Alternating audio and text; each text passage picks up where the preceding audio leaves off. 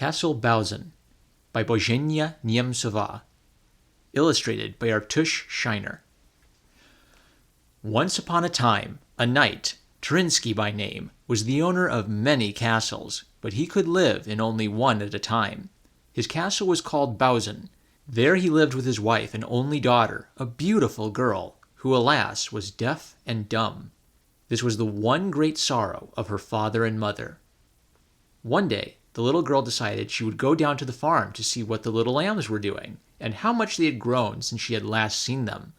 Now the farm was a long distance from the castle, and every time before, her father had gone with her because he knew the way.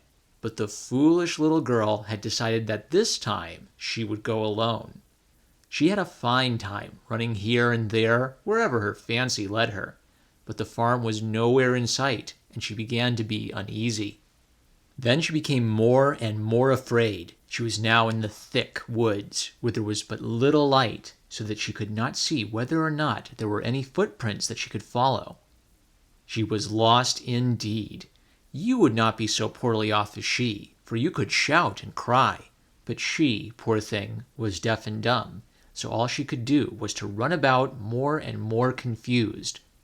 Her feet were tired, oh so tired, and there was no kind nurse to care for her. There was the fear of wild beasts and the darkness of evening. Then too she began to think that her mother would be alarmed at her absence, and perhaps angry. All at once she found herself at the well. Tremblingly she knelt down for a long drink of its cool water. On getting up, she noticed two well-beaten paths, but she did not know which one to choose. This made her think that not every path leads home. At the same time she remembered that whenever her mother was in trouble or perplexity, she would go to her room and pray. So the little girl knelt down. "Oh, dear God, be good to me and show me the way out of the awful wood, so that I can get home safe." At the same time, a humming noise sounded in her ears, clearer and clearer. She was more frightened than ever, and began to cry at what she thought was a new terror. But just as she was about to run, wonderful to relate, she saw a white sheep coming toward her from the forest. Behind the first sheep trotted a second, a third, a fourth, until the whole flock stood around her at the spring. Each sheep had a tiny bell around its neck, and as the sheep came there, the bells gave a gentle tinkle. But wonder of wonders, the little girl could hear them. She could now really hear. There were her father's sheep. There was the faithful old white dog, trotting along and wagging his tail as he looked up in the eyes of Barta the shepherd, as much as to say, "What's all this about?" "Oh, Barta," she shouted as she ran up to him, "I am so glad to see you. I was so afraid." Another wonder! She could also speak. Barta gathered her into his arms and calmed her fears. The castle was not so very far off after all, but the little one did not know that.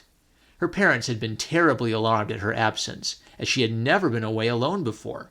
The servants had been sent in all directions. The father was waiting at the castle, and the mother had gone to the farm. You can well imagine how glad the father and mother were to know that their little daughter was safe and sound at home once more, and then, too, that she could speak and hear. "Oh, mother, I was so glad to see those sheep, and Barta too. I was so frightened and afraid that I should never see you again." The father and mother were so delighted at having their daughter free from all harm and miraculously cured of her deafness and dumbness, that they decided that they would build a little church at the well as a thanksgiving to the good God who had led their dear one safely home.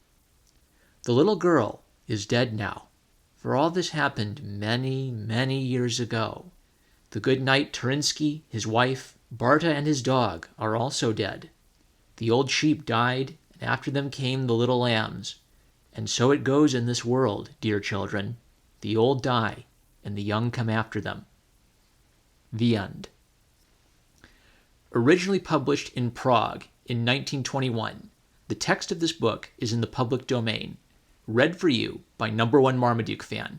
If you would like to support me in creating more audiobooks of classic fairy tales, folklore, and myth, please consider subscribing to this channel, clicking the bell icon to receive notifications of future videos, liking this video, sharing your thoughts in a comment, and also please consider checking out my Subscribestar, the better alternative to Patreon. I thank my subscribers and supporters at the end of every video on this channel. With that, I'm #1 Marmaduke fan. I love you guys, and I'll catch you later. Castle Bousin. Quiet, dog. Doggy. Woof, woof, woof. Ba-ba-da.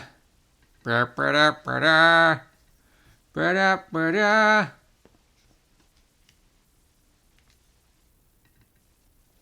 Why isn't this working?